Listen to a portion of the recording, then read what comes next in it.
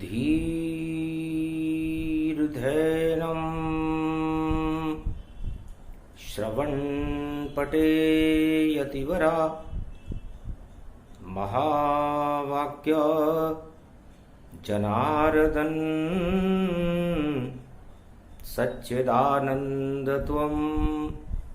शरणं व्रजेश यादवेन्द्रं दयादाता पुंडरीक्षा क्षीरसागर शयनं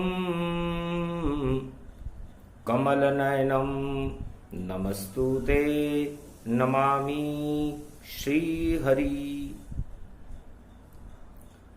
धैर्य से जिसको धारण किया जाता है, कर्णपटमों से जिनका पान किया जाता है, ऐसे सच्चिदानंद भगवान श्री यादवेंद्र सरकार को मैं नित्य ही चिंतन करता हूँ, नमन करता हूँ। जिनको नमन करने से मंगलादि मंगल तो हो ही जाते हैं, साथ ही में बहुत बड़ा बल मिलता है मनुष्यों को। वाणी ब्रह्माणी करो वाणी पर नितवास, राम कथा वर्णन करूं पूर्ण कर्मा आस। एकादशी है निर्जला और पावन ब्रज का धाम, प्रेम बांसुरी बज रही प्रगटे राधे श्याम। गोप ग्वाल सब नच रहे और गैया नचती जाए, और मैया यशोदा रानी भी और हंस हंस गोद खिलाए। ये लीला है बाल की और समझ न पाए कोई, और कथा कहे एकादशी जो निर्जल जल होय। जमुना जल अति शोभित पावन, और देखो शाम भ्रमे मन भावन। ये तो कलयुग सृष्टि भवानी, कथा सुनो राधे महारानी। क्या होती है निर्जला और देंगे तुमको ज्ञान, और देखो निर्जल कहते हैं जो होता अज्ञान। जल ज्ञान को कहते हैं। भगवान शंकर के मस्तिष्क में गंगा अमृत जल भरा हुआ है, तो वो अजर अमर है, उनकी भक्ति भी अमर है, उनका रूप भी अमर है, और वो महादेव हैं। और जितनी भी देव नीति है, मानव नीति है, वह जल के समान होती है। और निर्जल दानवता का प्रतीक द्योतक चिन्ह है, जिसे अज्ञान कहते हैं। और ये दानवता मानवता को निर्जल करने के लिए चारों युगों में अपनी पूरी शक्ति लगाती है। तो अब मैं कहूं प्रसंग भवानी, और निर्मल मन की यही कहानी। संत हृदय नवनीत समाना, और प्रेम से प्रकट होए भगवाना। तो प्रेम का कोई आकार नहीं होता, और जल निराकारी होता है। जिस बर्तन में तुम जल रख दो, वैसा ही रूप बन जाएगा। कर सूख जाएगा ये जल तो दानवता रूप प्रगटाएगा। तो भक्ति रूपी जल को सुखाने और आते दानवताए, और जल की रक्षा करने नारायण खुद आए। तो इस जल की रक्षा करने के लिए, भक्ति की रक्षा करने के लिए, भक्तों की रक्षा करने के लिए भगवान को राधे जी हर युग में अवतरण करना पड़ता है। इतने में ही 5 पांडव और देखो गोवर्धन प्रगटाए और एकादशी का व्रत उनके था दर्शन करने वह आए। दर्शन पा श्री श्याम के हर्षित मन होई जाए, और कथा सुनने लगे जिसको कृष्ण ही रहे सुनाए। कृष्ण राधा जी को कथा सुना रहे थे। निर्जला एकादशी का दिन था, मंगलवार था। हनुमान जी भी धर्म ध्वजाओं पर श्रोता बनकर बैठे हुए थे, क्योंकि हनुमान जी का जन्म द्वापर में था ही नहीं।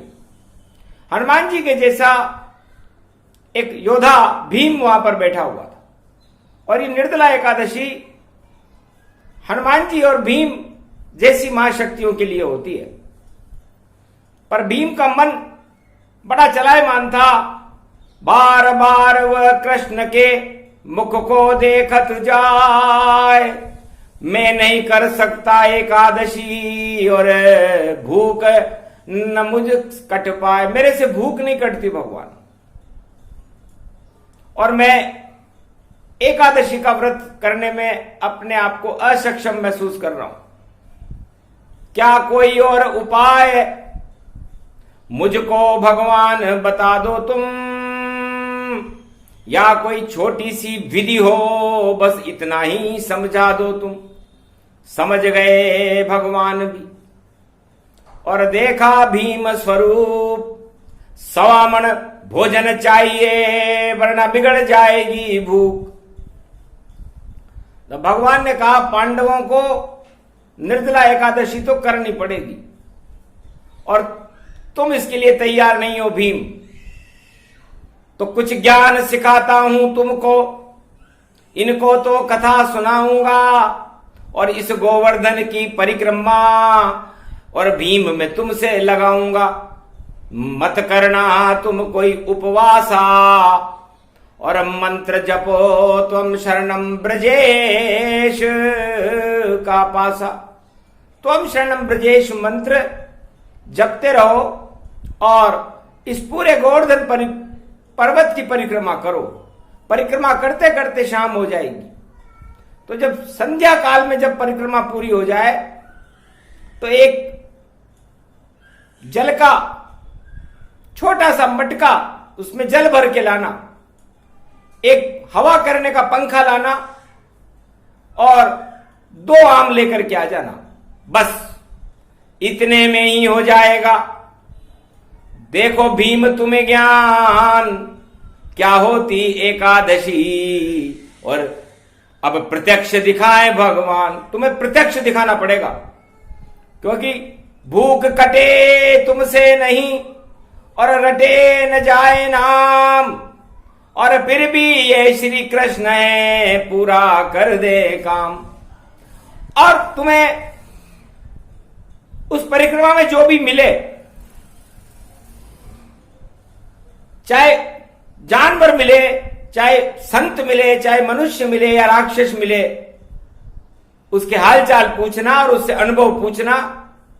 कि अब तुम्हारा अनुभव तो मैं बाद में सुनूंगा जब तुम पूरी परिक्रमा कर लोगे, लेकिन उस व्यक्ति का अनुभव भी मुझे सुनाना जो तुम्हें मिलेगा, और वही ज्ञान हो जाएगा, वही मिले भगवान, और भूख भी सब मिट जाएगी, और एकादशी मनमान एकादशी भी हो जाएगी, अनुभव भी हो जाएगा, और भगवान भी हो जाएंगे, और सब कुछ पांडवों का सब कुछ अच्छा हो जाएगा, क्योंकि निर्जला एकादशी है।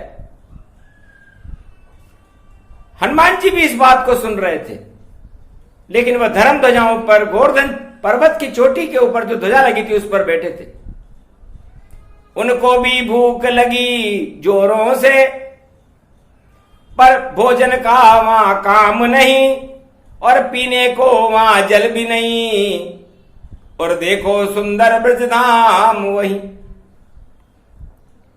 तो मन मसोस कर बैठ गए, और श्रवण भक्त हनुमान, और निर्जला एकादशी की और कथा कहे भगवान। भगवान श्री कृष्ण ने कथा प्रारंभ कर दी। तो ये प्रसंग शेपक अब छोड़ा, और हाथ जोड़ भीम गति मोड़ा। भीम ने भगवान राधे गोविंद और पांडवों को प्रणाम करके और गोवर्धन परिक्रमा करने के लिए त्वम शरणम ब्रजेश मंत्र को जपता हुआ चलने लगा।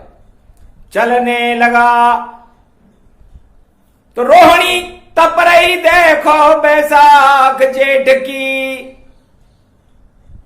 और गर्मी वहां पर भारी थी और कोई नजर आता ही नहीं। ऐसी गोवर्धन परिक्रमा हमारी थी, पर पांव जल गए प्यास के मारे, भूख सहा नहीं जाए, ठंडी छाया नहीं मिले, पर परिक्रमा पे आए। परिक्रमा पे भीम आ गया।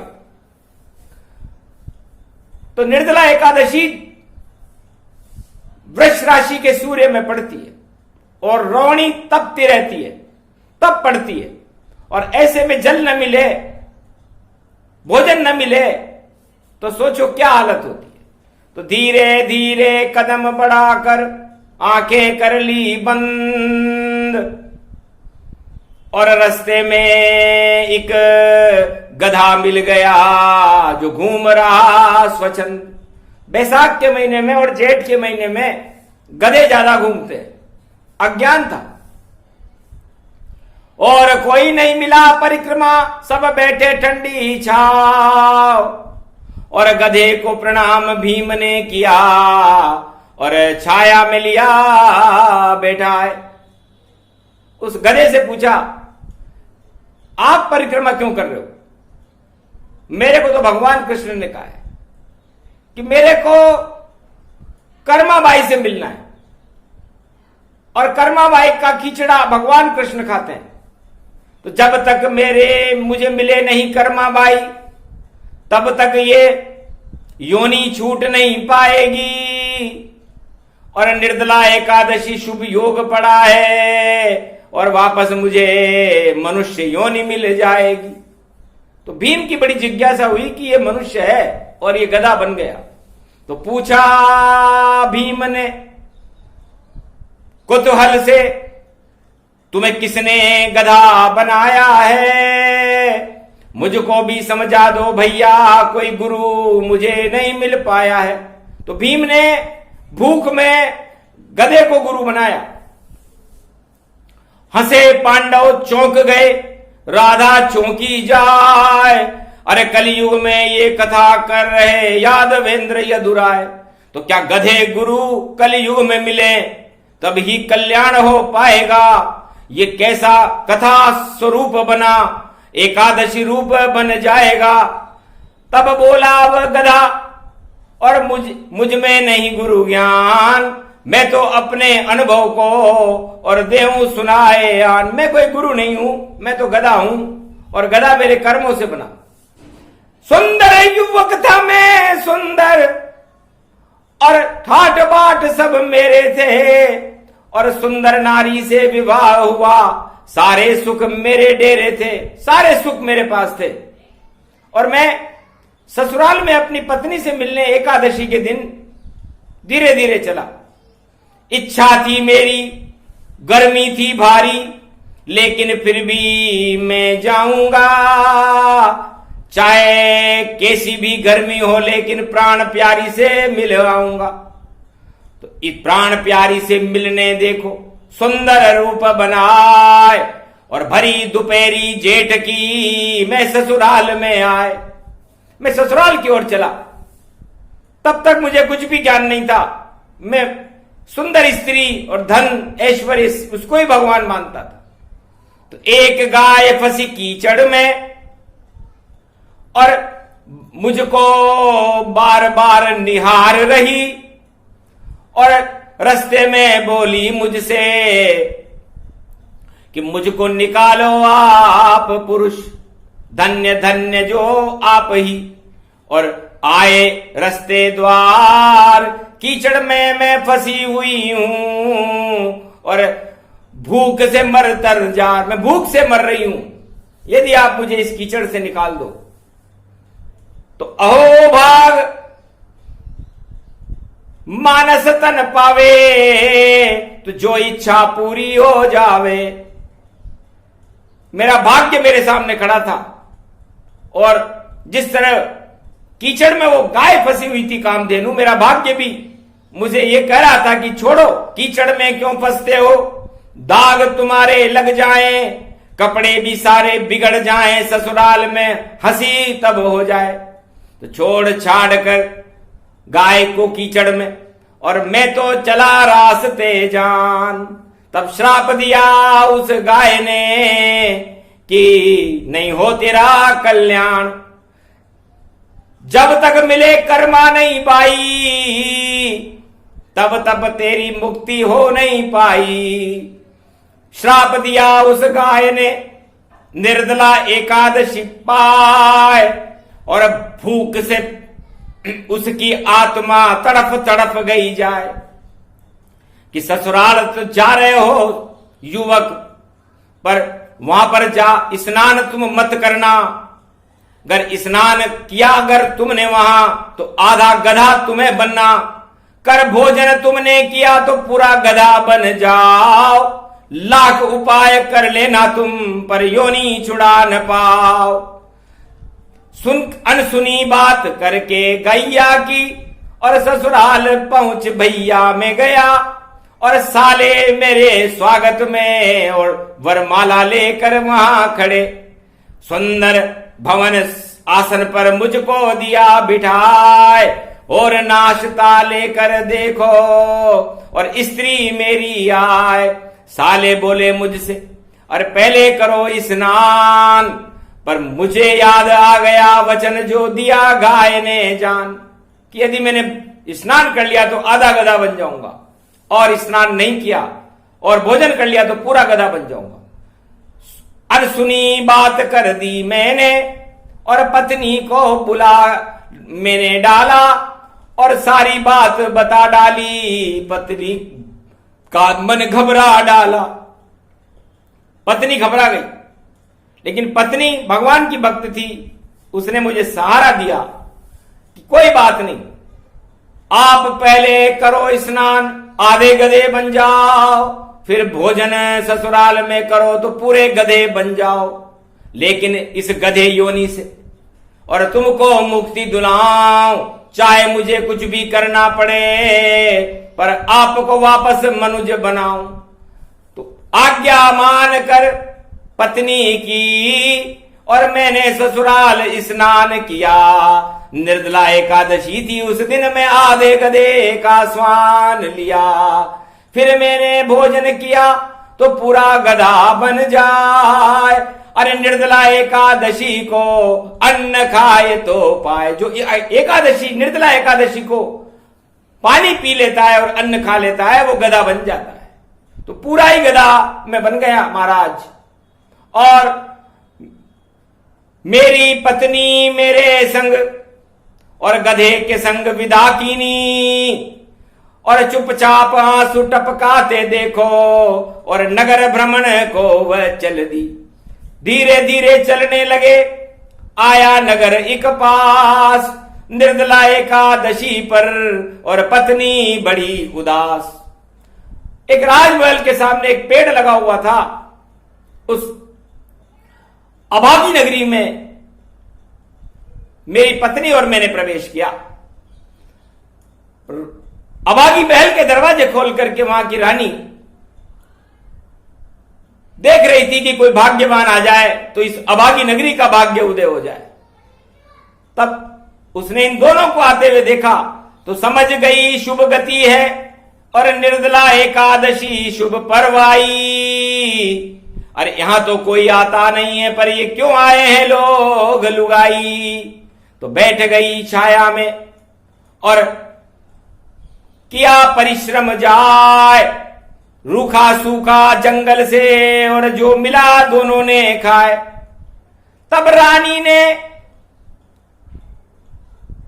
मेरी पत्नी को राजमहल बुलवाया है, और कहां से आए हो तुम दोनों पति पत्नी, क्या तुम्हारा भाग्य जग पाया है, क्या भागापन है, और इस गधे के साथ तुम कहां घूम रही हो, तुम स्त्री हो ये गधा है, कि यही मेरा सब भाग्य है, और विधि ना गधा बनाए, पर निर्दला एकादशी पर्व है तो ये मनुज रूप हो ही जाए। महारानी जी आप शपथ लो तो मैं आपको मेरा दुख बताऊं। तो महारानी ने कहा शपथ लेती हूं, तेरे अभागेपन को मैं दूर करूंगी और हमारे नगर के अभागेपन को तुम दूर करना। दोनों में शपथ हुई भारी। तब पूरी कथा सुनाई है। और एक गाय ने इसको श्राप दिया, इस कारण योनि पाई है। उस गाय के श्राप से स्नान करते ही आधा गधा हो गया एकादशी के दिन, और खाना खाते ही पूरा गधा हो गया। अब ये गधा मेरे साथ है। तो महारानी जी, यदि आपके नगर में कोई ऐसी भाग्यवान स्त्री हो जिसके शुभ कर्म हो, तो इसकी गधे होने से आज निर्जला एकादशी मुक्ति मिल सकती है। बस तुरंत आदेश जारी किया महारानी ने जाए। अरे आज हमारी अभागी नगरी के देखो भाग जग जाए।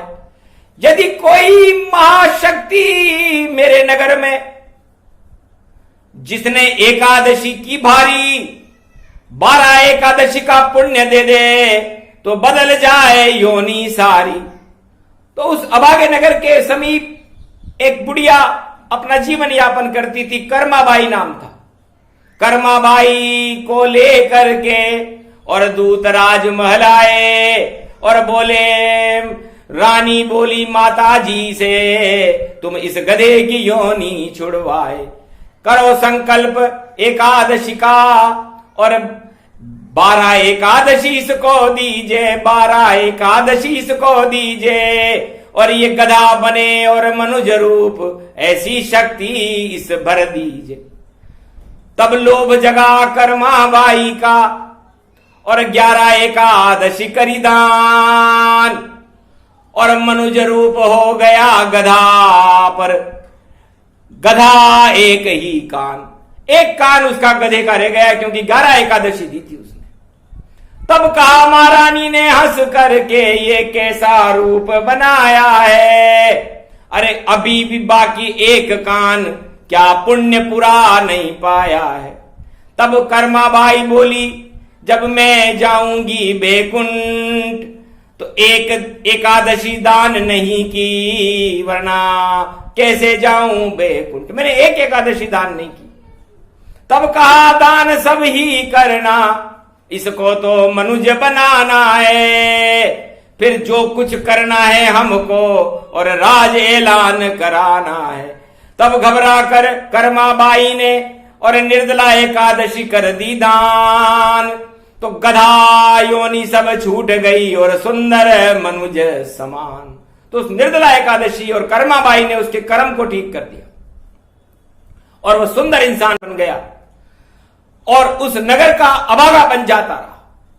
राजा रानी में खुशी की लहर दौड़ गई और ऐलान करवाया कि आज से ही सारी प्रजा और करे निर्जला एकादशी व्रत और 12 महीने 12 एकादशी और देखो 12 वर्ष।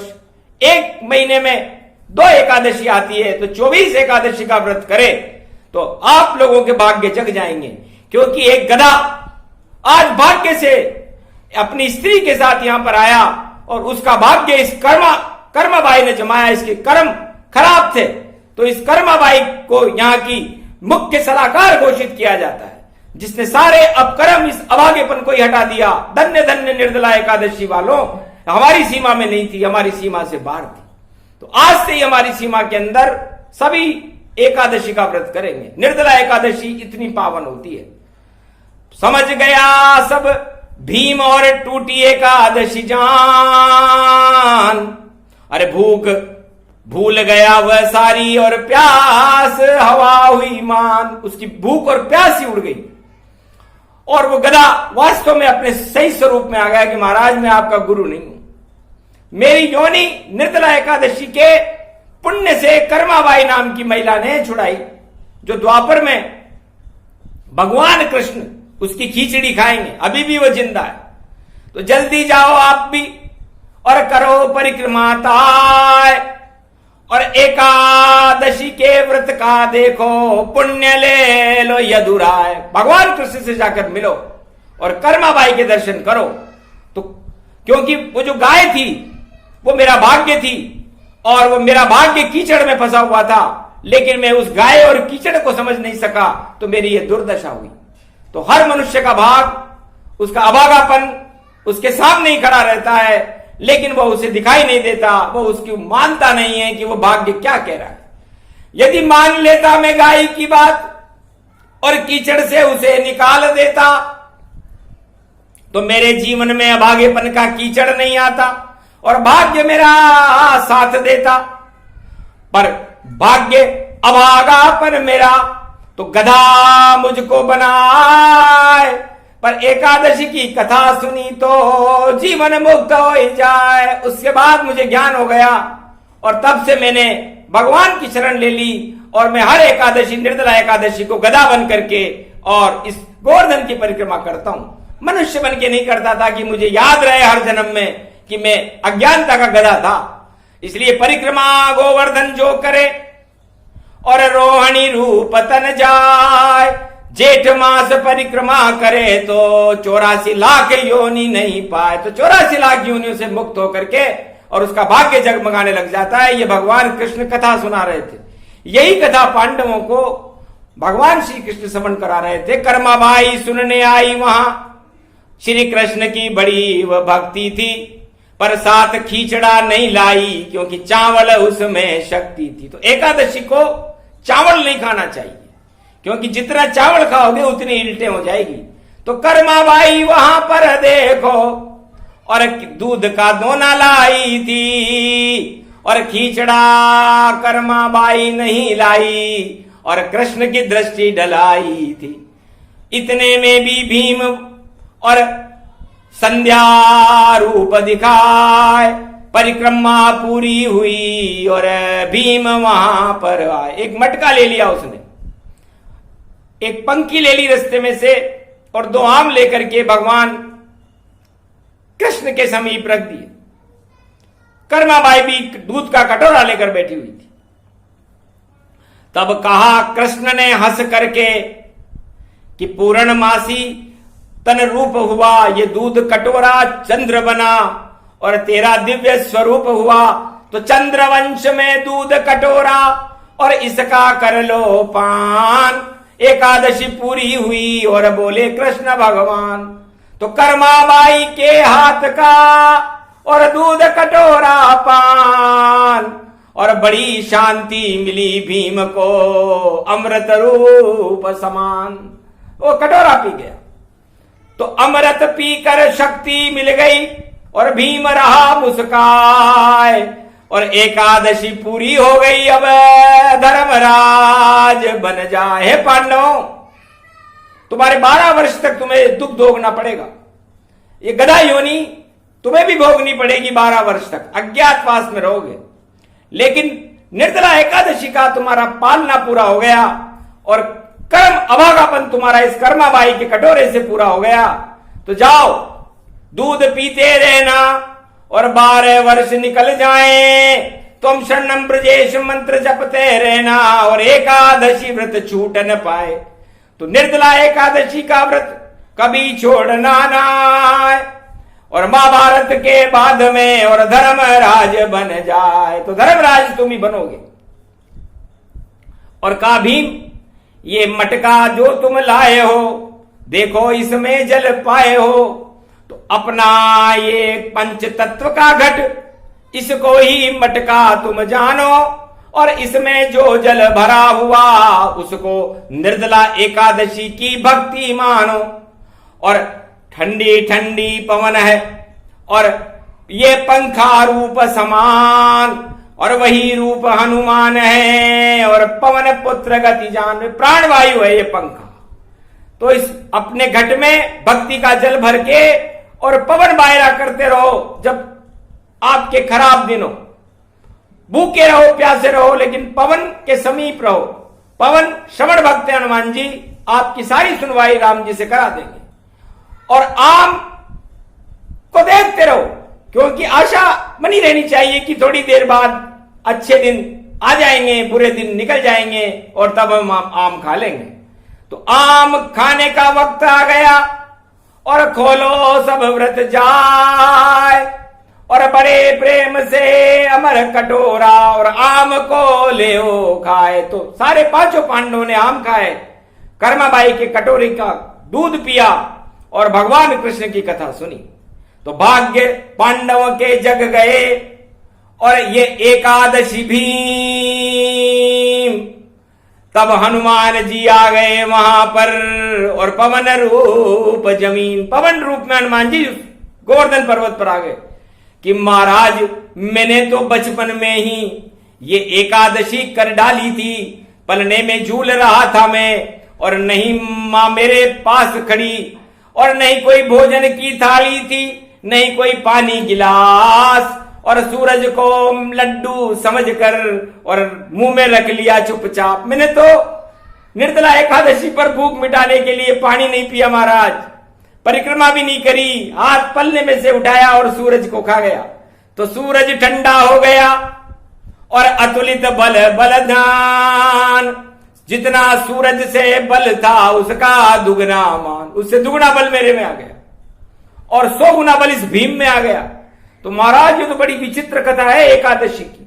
तो एकादश मां रुद्र हूं और इस कारण ब्रज में प्रगटाया और चुपचाप कथा मैंने सुन ली और अंतर ध्यान अब मैं पाया। अंतर ध्यान हो गए हनुमान जी। तब भगवान कृष्ण राधे ने कहा महाराज बड़ी कृपा हुई शाम की और पांडव बने महाराज, अभी 12 वर्ष तक दूर रहेगा ताज। लेकिन महाराज कथा तो इन्होंने सुन ली, आशीर्वाद भी ले लिया, लेकिन ताज 12 वर्ष बाद मिलेगा। तो इतनी लंबी तारीख भगवान ने कथा सुनने के बाद द्वापर युग में पांडवों की डाली थी। अब कलयुग के भक्त तो ये चाहते हैं और वाणी भी ये चाहती है कि हमारे भक्तों का इधर कथा सुनावे और उधर लड्डू हाथ में आ जाए, तो इसे जल्दबाजी कहते हैं। और कलयुग की सारी कहानी, सारे राजा अपने ताज को प्राप्त करने के लिए बड़ी जल्दबाजी में है। और ये जल्दबाजी से उनकी, जिस तरह जल्दी जब कोई ट्रेन छूट जाती है और जल्दबाजी में आदमी उसे पकड़ने की कोशिश करता है तो वो या तो गिर जाता है या मर जाता है, क्योंकि ट्रेन तो पकड़ में आएगी नहीं, उस गति से तुम चल नहीं सकते। तो समय गति बलवान है, समय बड़ा बलवान, जल्दबाजी नहीं कीजिए बोले कृष्ण भगवान। तारीख तो मैं ही बनाता हूं और तारीख मैं ही खुद देता हूं, और जब मेरी इच्छा होती है तब उसकी झोली भरता हूं। तो करमाबाई का खींचड़ा इसलिए खा गए शाम कि कर्म अभागे आप हो और उसे खाते हैं घनश्याम। तो सारे मेरे भक्तों का अभागापन मैं कर्माबाई का खींचड़ा बनाकर खा जाता हूं। तो जब तक आपके कर्मों का अभागापन मेरे सामने रहेगा, मैं आपकी सुनवाई भी कर लूं तो भी आपको मिलेगा कैसे? क्योंकि कर्म रोक दे जैसे रोका, और उस बालक का नेता उस कीचड़, उसका भाग्य खड़ा था वहां, और गाय कीचड़ में संकेत कर रही थी कि मुझे निकालो। तो पहले आप अपने आत्मा से, अपने परिवार से, अपने शरीर से, अपने पुण्य कर्म और भक्ति से अपने अभागेपन को तो निकालो। तो ये तो आपको करना पड़ेगा। जिस तरह मक्खन निकालने के लिए मथानी में पहले हाथ पांव तो चलाना पड़ता है, देवता और दानवों ने भी 14 रत्न निकालने के लिए समुद्र मंथन किया था। तो कलयुग के मनुष्यों और भक्तों, आपको थोड़ी रही तो चलानी पड़ेगी कि आप चुपचाप सब भगवान से ही झोली में डलवा लोगे। तो क्या तारीख बताएं हम? और कर्माबाई खड़ी मुस्काए, अरे दृष्टि डाल दो भक्तों पर तो सभी कर्म अभागापन नष्ट हो जाए। तो निर्जला एकादशी का पुण्य कलयुग के भक्तों को भगवान कृष्ण ने कर्माबाई के पुण्य से सारे अभागेपन को हटाया। हटाने के बाद पांडवों के हटे, उस भीम के हटे, और वो जो गदा बनकर के परिक्रमा करता था, भगवान कृष्ण ने उसको भी बुला लिया कि आज से तुम अब मनुज हो और गदा कभी नहीं पाओ। और ये गधा बुद्धि अब कलयुग में, और हम तो देत फिकाओ। तो ये गधा बुद्धि कलयुग में राजा और प्रजा पर भगवान कृष्ण ने द्वापर में फेंकी थी। और ये गधा बुद्धि मनुष्य के अभागेपन को दिन दूना रात चौगुना बढ़ा देती है। बस इतनी सी कमी है। तो आज निर्जला एकादशी का आप उपवास करें, भगवान कृष्ण का ध्यान करें, तो हम शरणम ब्रजेश मंत्र का जाप करें, तो आपकी ये गधा बुद्धि, आपका ये अभागापन अपने आप चला जाएगा। और जो वस्तुएं आप मांग रहे हो वो आपको इस कथा की कृपा से मिलेगी, क्योंकि ये कर्माबाई, निर्जला एकादशी का पुण्य, भगवान कृष्ण की शक्ति, उनका सुदर्शन चक्र और राधे जी बरसाने वाले की कृपा। तो कृपा तो राधे रानी बरसाती है। तो राधे रानी की कृपा हो गई शाम, और कर्माबाई ने भाग्य जगा दिया, धन्य धन्य ब्रजधाम। तो भाग जगे सब भक्तों के, और ये एकादशी जान। 12 एकादशी मत करो पर निर्जला करो इंसान। तो चाहे आप 12 एकादशी मत करना, लेकिन निर्जला एकादशी को जरूर करना चाहिए। और जो व्यक्ति कलयुग में भी निर्जला एकादशी को करता है, जिस राष्ट्र में निर्जला एकादशी होती है, उसका अभागापन भगवान और कर्माबाई और बरसाने वाली को हटाना पड़ता है, कृपा की बरसात करनी पड़ती है। तो पांडवों पर इतनी कृपा की बरसात हुई कि धर्मराज बन गए पांडव, और कथा सुने सब बन जावे। श्रद्धा से ये प्रसंग सुने निर्जला एकादशी का, तो शाम राधे उसे मिल जावे। तो इतना बड़ा प्रसंग था जो पहली बार सुना, 4 वेद में नहीं मिले कथा। अब पूर्ण विराम है भाई, ये प्रसंग जो भी सुने। भक्ति रूप स्वरूप रूप भाग्य सब बदल जाएगा, और भव्य बने स्वरूप, उसका तेज बदल जाएगा, चेहरा बदल जाएगा, उसकी भक्ति बदल जाएगी, भगवान के प्रति उसकी आस्था हो जाएगी, और भारत के सारे अभागेपन को ये कथा कलयुग में हटा देगी। क्योंकि कल की भगवान ही इसको कलयुग में सुनाने आए हैं। और रोहिणी में कृपा की बरसात करी कल गंगा दशमी को, और अमृत लेकर आए हैं। तो निर्जला एकादशी का, ये कल की भगवान का, और देखो अमृत पान, सुने सुनाए ये कथा, तो उसे मिल जाए भगवान। जय श्री कल की भगवान की जय, निर्जला एकादशी महापर्व की जय, राधा गोविंद की जय, ब्रजधाम बांके बिहारी महाराज की जय।